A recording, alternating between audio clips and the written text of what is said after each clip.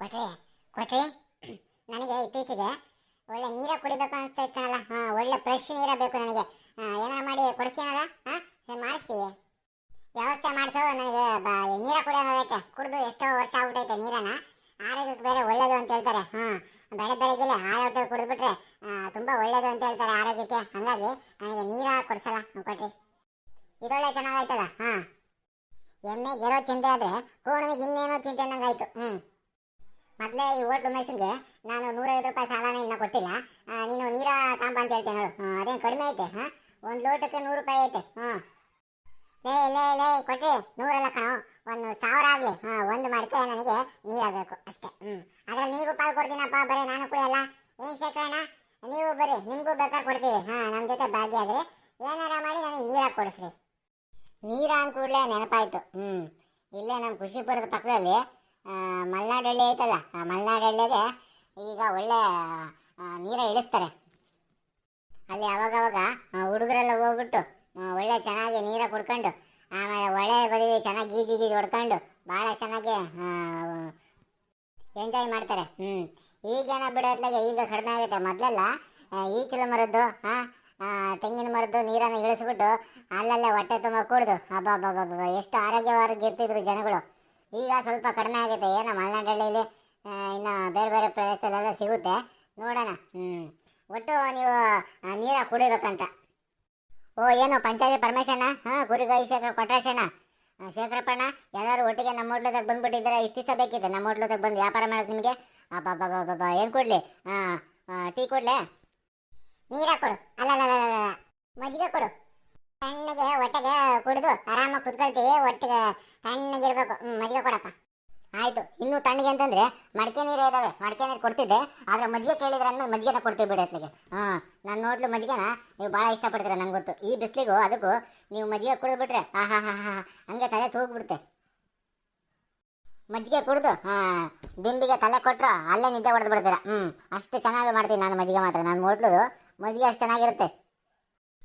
ಉಮೇಶಣ್ಣ, ಬರೀ ನೀನು ಹಂಗೈತೆ ಹಿಂಗೈತೆ ಅಂತ ಹೇಳ್ಬಿಟ್ಟು ವಿವರಣೆ ಕೊಡೋದಾಯ್ತು. ನಮಗೆ ಉಪಮೇಯಗಳು ಬೇಡ.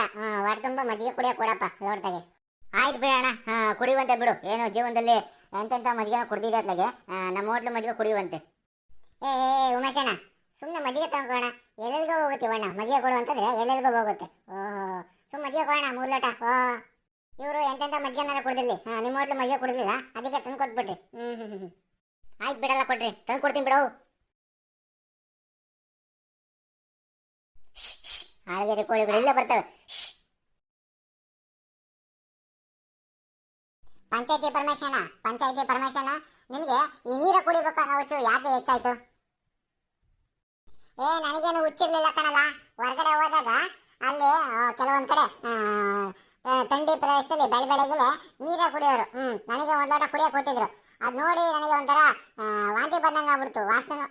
ಅದಕ್ಕೆ ನಾನು ಕುಡಿಲಿಲ್ಲ. ಆದರೆ ನಮ್ಮಜ್ಜಿ ಮೊನ್ನೆ ಏನು ಹೇಳ್ತಂಗಂತ, ನೀರ ಕೊಟ್ರೆ ಬೇಡ ಅಂತ ಹೇಳ್ಬಿಟ್ಟು ಬಂದಿದೆಯಲ್ಲ ನೀನೆಂತ ಮನುಷ್ಯನಲ್ಲಿ. ನೀರ ಕುಡಿದ್ರೆ ಯಾವ ಕಾಯಿಲೆ ಕಸಾಲೆಗಳು ಬರಲ್ಲ, ಆರೋಗ್ಯ ಚೆನ್ನಾಗಿರುತ್ತೆ, ಖಾಲಿ ಹೊಟ್ಟೆ ಕುಡಿಬೇಕು ಅಂತ ಹೇಳ್ಬಿಟ್ಟು ಮೊನ್ನೆ ಹೇಳ್ತಿತ್ತು. ಅದಕ್ಕೆ ಎಂಥ ಚಾನ್ಸ್ ಸಿಕ್ತು, ಮಿಸ್ ಆಗಿ ಹೋಗ್ಬಿಡ್ತಲ್ಲ ಅಂತ ಹೇಳ್ಬಿಟ್ಟು ನನಗೆ ಕೊರಗ್ತೈತೆ. ಹಂಗಾಗಿ ನಾನು ನೀರ ಕುಡಿಬೇಕಪ್ಪ. ವಿಚಾರ ಹಂಗಾರೆ ಅಜ್ಜಿ ಹತ್ರ ಐತೆ. ಅದೇನು ದೊಡ್ಡ ಸಮಾಚಾರ ಏನಲ್ಲ ಬೇಡ. ಎಲ್ಲಾದ್ರೂ ಒಂದು ಕಡೆ ಸಿಗುತ್ತೆ. ಸಿಕ್ಕಿದಾಗ ನಾನೇ ನೀನು ತಂದು ಕೊಡ್ತೀನಿ ಬಿಡತ್ಲಾಗೆ.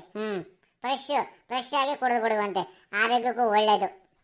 ಅಷ್ಟು ಮಾಡೋಣ ಶೇಖರಣ, ಅಷ್ಟೇ ಸಾಕು ಹೊತ್ಲಾಗೆ. ನನಗೂ ಭಾಳ ದಿವಸದಿಂದ ಆಸೆ ಆಗ್ಬಿಟ್ಟೈತೆ ನೀರ ಕುಡಿಬೇಕು ಅಂತ ಹೇಳ್ಬಿಟ್ಟು. ಅಗಳಪ್ಪ ಬಂತು ಮಜ್ಜಿಗೆ. ಕೊಟ್ರೇಶಣ್ಣ, ಶೇಖರಪ್ಪಣ್ಣ, ಬರೀ ಮಾತಾಡೋದಾಯ್ತು ಹೊತ್ಲಾಗೆ. ಬರ್ರಿ, ಮಜ್ಜಿಗೆ ತಂದು ನಮ್ಮ ಹೋಟ್ಲು ಮಜ್ಜಿಗೆನ ತಗೊಳ್ರಿ, ಕುಡೀರಿ. ಕುಡಿದು ಹೊಟ್ಟೆ ತಂಪು ಮಾಡ್ಕೊಳ್ರಿ. ಈ ಥರ ಮಜ್ಜಿಗೆನ ನೀವು ಜೀವನದಲ್ಲಿ ಎಲ್ಲೂ ಕುಡಿದ್ರೆ ಸಾಧ್ಯನೇ ಇಲ್ಲ ಬಿಡೋತ್ಲಾಗೆ. ಯಾಕಂದರೆ ನಮ್ಮ ಹೋಟ್ಲು ಮಜ್ಜಿಗೆ ಅಷ್ಟು ಸ್ಪೆಷಲ್ ಆಗಿರುತ್ತೆ. ಫ್ರೆಶ್ ಮಜ್ಜಿಗೆ ಮಾಡ್ಕೊಂಬಂದೀನಿ ನೋಡ್ರಿ, ಕುಡೀರಿ ಚೆನ್ನಾಗಿ. ಕುಡಿದು ಹೊಟ್ಟೆ ತಂಪು ಮಾಡ್ಕೊಳ್ರಿ. ಉಮೇಶಣ್ಣ, ಈ ಮಜ್ಜಿಗೆನ ಒಳ್ಳೆ ಬಿಯರ್ ರೇಂಜಿಗೆ ಹೇಳ್ತಿದ್ದಿಲ್ಲಣ್ಣ ನೀನು. ಒಳ್ಳೆ ಬಿಯರ್ ರೇಂಜಿಗೆ ಹೇಳ್ತಿದ್ದೆ ನೀನು. ಆದ್ರೂ ಹೋಗ್ಲಿ ಬಿಡತ್ಲಾಗೆ. ನೀನು ಇಷ್ಟಪಟ್ಟು ಭಾಳ ಖುಷಿಯಿಂದ ಮಾಡ್ಕೊಂಬಂದಿದ್ಯಾ ಬಿಡತ್ಲಾಗೆ.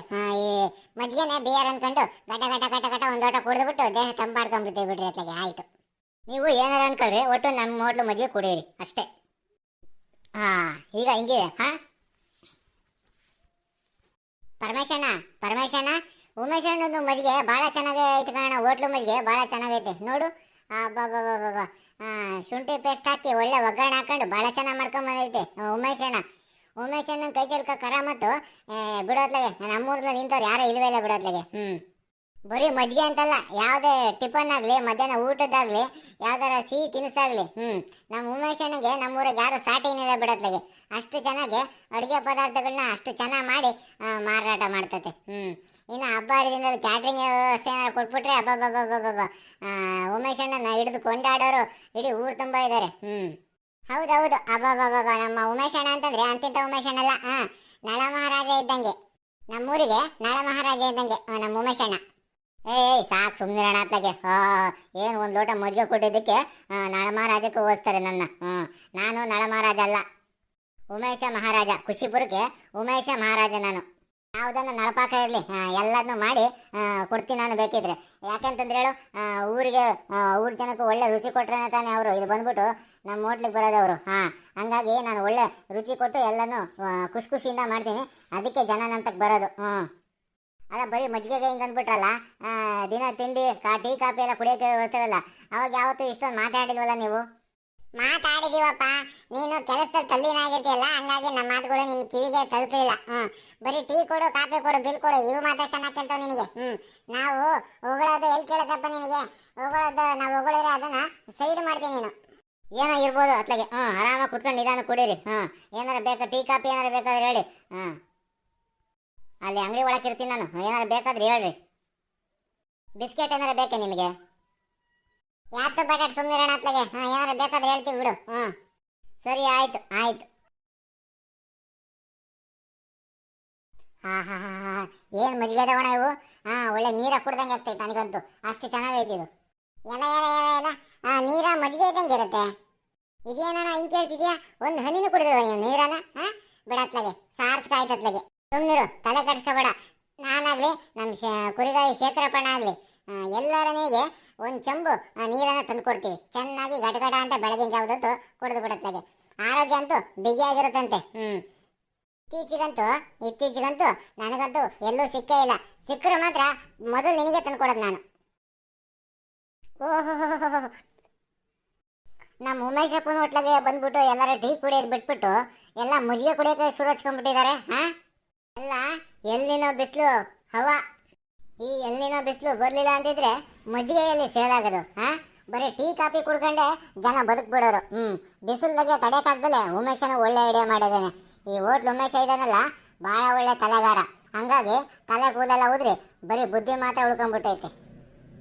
ಬರ್ರಿ ಕರಿಯಪ್ಪಣ್ಣವರು, ಮಜ್ಜಿಗೆ ಕುಡೀರಿ ಬರ್ರಿ. ಏನು ಪಂಚಾಯತಿ ಪರಮೇಶಪ್ಪನವರು ನನ್ನ ಮಜ್ಜಿಗೆ ಕುಡೀರಿ ಅಂತ ಕರೆದ್ರೆ, ಬಿಡ್ರಿ ಪರವಾಗಿಲ್ಲ, ನೀವು ಮುಂದೆ ಪಂಚಾಯತಿ ಮೆಂಬರ್ ಆಗೋರು ಅಂತವ್ರು. ನೀವು ಮಜ್ಜಿಗೆ ಪಜ್ಜಿಗೆಲ್ಲ ಕುಡಿದು ಬಿಗಿ ಆಗ್ಬೇಕು. ನೀವು ಕುಡಿದ್ರೆ ನಾವು ಕುಡ್ದಂಗೆ. ಕರಿಯಪ್ಪಣ್ಣ ಬಾರಣ ಮಜ್ಜಿಗೆ ಕುಡಿ. ಕೊಟ್ರಿ ಬೇಡ ಕಣಲ್ಲ, ನಾನು ಇವಾಗಿನ ಮಜ್ಜಿಗೆನ ಮನೆಗೆ ಮಾಡಿಕೊಟ್ರು 2 ಲೋಟ ಮಜ್ಜಿಗೆ ಕುಡಿದು ಬಂದೆ ಅತ್ಲಾಗೆ. ದೇಹ ಹಗುರ ಐತೆ, ಭಾಳ ತಣ್ಣಗೈತೆ. ಏನು ಒದ್ಕೊಂಡಂಗೆ ಅನಿಸ್ತೇನಿಲ್ಲ ಇವಾಗ, ಭಾಳ ದೇಹ ಹಗುರವಾಗೈತೆ. ಹಂಗಾಗಿ ಹಿಂಗೆ ಅಡ್ಡಾಡ್ಕೊಂಬರೋಣ ಅಂತ ಹೇಳ್ಬಿಟ್ಟು ಬಂದೆ ಕಣ. ನೀವು ನೋಡಿದ್ರೆ ನೋಡಪ್ಪ, ಆಳಿಗೆ 1 ಲೋಟ ಮಜ್ಜಿಗೆ ಕುಡ್ಕೊಂಡು ಕೂತಿದ್ರ. ಎಲ್ಲ ಒಂದು ಉಮೇಶ ಎತ್ತಾಗೋದ್ ನಾವು? ಇಲ್ಲ ಐತೆ, ಕರಿತೀನಿ. ಬೇಡ ಬಿಡಲ್ಲ, ಕರೆದ್ರೆ ಆಮೇಲೆ ಏನಾರ ವ್ಯಾಪಾರ ಮಾಡಬೇಕು. ಅಲ್ಲಿ ಹಿಂದ್ಗಡೆ ಏನಾರ ಪಾತ್ರೆನ ನೆಲನ ಕೆರ್ಕೊಂಡು ಕುತ್ಕೊಂಡಿರುತ್ತೆ. ಏನಾರ ಕರೆದ್ರೆ ಮಾತ್ರ ಎದ್ನೋ ಬಿದ್ನೋ ಅಂತ ಪಲ್ಟಿ ಗಿಲ್ಟಿ ಹೊಡ್ಕೊಂಡು ಓಡಿ ಬಂದ್ಬಿಡ್ತಾನೆ. ಆಮೇಲೆ ಏನಾರ ಅವ್ನಿಗೆ ಆರ್ಡರ್ ಮಾಡಲೇಬೇಕು ನೀವು. ಸುಮ್ಮನಿರಿ, ಅವ್ನ ಪಾಡಿಗೆ ಅವನಿರಲಿ, ನಿಮ್ಮ ಪಾಡಿಗೆ ನೀವಿರಿ, ನಮ್ಮ ಪಾಡಿಗೆ ನಾನು ಇರ್ತೀನಿ. ಕೊಟ್ರೇಶನ ಅಲ್ಲೇ ಕರಿಯಪ್ಪಣ್ಣ ಫುಲ್ಲಾಗಿ ಬಂದೈತೆ ಅಂತ ಅನಿಸ್ತೈತೆ ನನಗೆ. ಯಾಕೋ ಇಲ್ಲ ಅಂತಂದ್ರೆ ಇಷ್ಟೊಂದು ಮಾತಾಡೋದಲ್ಲ. ಸುಮ್ಮನಿರಿ ಶೇಖರಣ್ಣ, ಏನಾರ ಮಾಡ್ಕೊಳ್ಳಿ. ಕರಿಯಪ್ಪಣ್ಣ ಕುಡ್ದಾಗ ಮಾತ್ರ ಏನು ಗುಸ್ಗುಸ ಪಿಸ್ ಅಂತ ಏನು ಮಾತಾಡಕ್ಕೆ ಹೋಗ್ಬೇಡ್ರಿ, ಸುಮ್ಮನಿರಿ. ಏನು ಗುಸ್ಗುಸ ಅಂತ ಏನೋ ಮಾತಾಡ್ತಿರಂಗೈತೆ ಶೇಖರಪ್ಪನವರು. ಯಾಕೆ ಬಗ್ ಕುತ್ಕೊಂಡಿದ್ದೀರಾ? ಸರಿಯಾಗಿ ಕುತ್ಕೊಳ್ರಿ. ಏನು ಗುಸ್ಗುಸ ಇಲ್ಲ, ಪಿಸ್ ಇಲ್ಲ ಕರಿಯಪ್ಪಣ್ಣ, ಏನು ಗುಸ್ಗುಸ ಇಲ್ಲ, ಪಿಸ್ ಇಲ್ಲ. ಅಲ್ಲ, ನೀವು ನಮ್ಮೆಲ್ಲರ ಜೊತೆ ಬಂದಾಗ ನಾವೆಲ್ಲ ಮಜ್ಜಿಗೆ ಕುಡಿತಿರ್ಬೇಕಾದ್ರೆ ನೀವು ಹಂಗೆ ಸುಮ್ಮನೆ ನಿಂತ್ಕೊಂಡ್ರೆ ಆದಿದೆ. ಅದಕ್ಕೆ ಕೊಟ್ರಿ ಕುಡಿಯೋಕೆ ಹೇಳೋ ಕರಿಯಪ್ಪಣ್ಣಗೆ ಮಜ್ಜಿಗೆನ ಅಂತ ಹೇಳಕ್ ಬಂದೆ ಅಷ್ಟೇ ಕಾರಣ, ಇನ್ನೇನಿಲ್ಲ. ಓಹೋ, ಕಾಳಜಿಯ ಸಹೋದರ ಕುರಿಗಾಹಿ ಶೇಖರಪ್ಪ. ಶಾಬಾಷ್ ಶೇಖರಪ್ಪನವರೇ, ಶಾಬಾಷ್. ತಾನು ಕುಡಿದು ಇನ್ನೊಬ್ರಿಗೂ ಕುಡ್ಸೋಣ ಹೇಳೋ ಒಳ್ಳೆ ಗುಣ ನಿಮ್ಮಲ್ಲಿ ಐತಲ್ಲ, ಮೆಚ್ಚಿದೆ. ಇದೇನು ಬಿಡೋಣ ಅತ್ಲಾಗೆ, ಮಜ್ಜಿಗೆ ಕುಡಿದ್ರೆ ಮೆಚ್ಚಿದೆ ಅಂತ ಹೇಳ್ತೀವಿ ಅತ್ಲಾಗೆ. ನಾವೆಲ್ಲ ಕುಡಿತಿದ್ದೀವಿ, ನೀವು ಕುಡಿದಿಲ್ಲ ಹೋದ್ರೆ ಸರಿಯಾಗಲ್ಲ ಕಾರಣ. ಕುಡೀರಿ, ಒಂದು ಲೋಟ ತರಿಸ್ಕೊಡ್ತೀವಿ ಹೊತ್ತಾಗಿ. ಈ ಹೋಟ್ಲು ಮಜ್ಜಿಗೆ ಭಾಳ ಚೆನ್ನಾಗಿರುತ್ತೆ ಅಂತ ಹೇಳ್ತಾನೆ ಯಾವಾಗಲೂ ಉಮೇಶ. ಲೇ ಶೇಖರಪ್ಪ, ನೀವು ಇವತ್ತು ಮಜ್ಜಿಗೆ ಕುಡಿದಿದ್ದೀರಾ, ನಾನು ಬೇಸಿಗೆ ಯಾವಾಗಲೂ ಆರಂಭ ಆಯಿತು ಬರೀ ಮಜ್ಜಿಗೆ ಮೊಸರು ತಿಳಿ ಸಾರಿನಾಗೆ ಜೀವನ ಮಾಡ್ತಿದ್ದೀನಿ. ಅರ್ಥ ಮಾಡ್ಕೊಳ್ರ, ನಮ್ಮನ್ನ ಅರ್ಥ ಮಾಡ್ಕೊಳ್ರಿ. ಬಂದಾಗಲೆಲ್ಲ ಮಜ್ಜಿಗೆ ಕುಡಿ ಅಂತ ಜೀವ ಇಡ್ತೀರ ನೀವು. ಮನೇಲಿ ಹೋದೆ ಇಲ್ಲೂ ಹೋದೆ ಸಾಕಾಗೋಗ್ಬಿಟ್ಟೈತೆ, ಸುಮ್ಮನೆ ರಾತ್ಲಾಗ ಹೋಗ್ಲಿ. ವಾ ಈಗ ಸಮಾಚಾರ, ಅದಕ್ಕೆ ಮಜ್ಜಿಗೆ ಕುಡಿದಿಲ್ವ ನೀವು? ಹೋಗ್ಲಿ ಬಿಡ್ರಿ ಅತ್ಲಾಗೆ. ನಾನು ಏನೋ ಅಂದ್ಕೊಂಡ್ಬಿಟ್ಟಿದ್ದೆ. ಮಜ್ಜಿಗೆ ಆರೋಗ್ಯಕ್ಕೆ ಒಳ್ಳೇದು. ನೀವು ಮಜ್ಜಿಗೆ ಮೊಸರು ತಿಳಿಸಾರು ಊಟ ಮಾಡ್ತಿರೋದ್ರಿಂದ ನಿಮ್ಗೆ ಯಾವುದೇ ರೀತಿ ಅನಾರೋಗ್ಯ ಕಾಣಿಸ್ಕೊಂಡಿಲ್ಲ, ಕಾಣಿಸ್ಕೊಳ್ಳೋದು ಬೇಡ ಕರಿಯಪ್ಪಣ್ಣ. ನೀವು ಹಿಂಗೆ ನಗ್ತಾ ಇರಬೇಕು. ಖುಷಿಯಾಗಿ ಆರೋಗ್ಯವಾಗಿರ್ಬೇಕು, ಅದೇ ನಮ್ಮ ಖುಷಿ. ಸರಿಯಾಗಿ ಹೇಳಿದೆ ಪರಮೇಶಣ್ಣ. ಸರಿಯಾಗಿ ಹೇಳಿದೆ ನೀನು. ನೋಡಪ್ಪ, ಈ ರೀತಿ ಕಾಳಜಿ ವಹಿಸೋರು ಈ ಖುಷಿಪುರದ ಬಿಟ್ರೆ ಬೇರೆ ಎಲ್ಲೂ ಇಲ್ಲ ನಿನಗೆ ಕರಿಯಪ್ಪಣ್ಣ, ಬೇರೆ ಎಲ್ಲೂ ಇಲ್ಲ. ನೋಡಿದ್ರೆ ಇಂಥ ಮಹಾಪುರುಷರು ನಿಮ್ಮೂರಲ್ಲಿ ಇದ್ದಾರಾ? ಇದ್ರೆ ಕಾಮೆಂಟ್ ಮಾಡ್ರಿ. ನಮ್ಮೂರಲ್ಲಿ ಮಹಾಪುರುಷರು ಇದ್ದಾರೆ ಅಂತ ಕಾಮೆಂಟ್ ಮಾಡ್ರಿ. ಹಾಗೇನೆ ನಿಮ್ಗೇನಾದರೂ ಈ ವಿಡಿಯೋ ಇಷ್ಟ ಆಗಿದ್ರೆ ಶೇರ್ ಮಾಡ್ರಿ, ಲೈಕ್ ಮಾಡ್ರಿ, ವಿಡಿಯೋಗೆ ಕಾಮೆಂಟ್ ಮಾಡ್ರಿ. ಹಾಗೇನೆ ಇನ್ನೂ ಯಾರು ಮಲ್ನಾಡ್ ಮಗ ಯೂಟ್ಯೂಬ್ ಚಾನಲ್ನ ಸಬ್ಸ್ಕ್ರೈಬ್ ಮಾಡ್ಕೊಂಡಿಲ್ವೋ ಅವರೆಲ್ಲ ಈ ಕೂಡಲೇ ಸಬ್ಸ್ಕ್ರೈಬ್ ಮಾಡ್ಕೊಡ್ರಿ, ಮರಿಬೇಡ್ರಿ.